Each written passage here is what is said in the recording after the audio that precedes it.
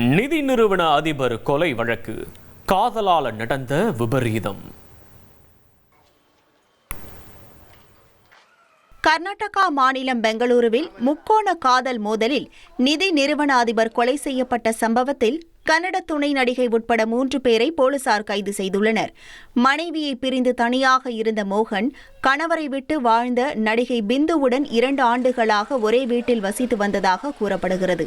இதற்கிடையே பிந்துவிற்கு லாரி ஓட்டுநர் வினய் என்பவருடன் பழக்கம் ஏற்பட்டு மோகனை தவிர்த்து வந்த காரணத்தால் மூவருக்கும் இடையே தகராறு ஏற்பட்டுள்ளது. பிப்ரவரி 18ஆம் தேதி இரவு வாக்குவாதம் தீவிரமடைந்து வினய் கத்தியால் மோகனை குத்தியதாகவும் பிந்து மற்றும் வினயின் நண்பர் தனுஷ் சேர்ந்து தாக்குதலில் ஈடுபட்டு பின்னர் வீட்டை பூட்டி மூவரும் தப்பி ஓடியுள்ளனர். வீட்டிலிருந்து துர்நாற்றம் வீசியதால் அக்கம் பக்கத்தினர் போலீசாருக்கு தகவல் அளித்த நிலையில் 3 நாட்களுக்கு பிறகு மோகனின் உடல் அழுகிய நிலையில் மீட்கப்பட்டது.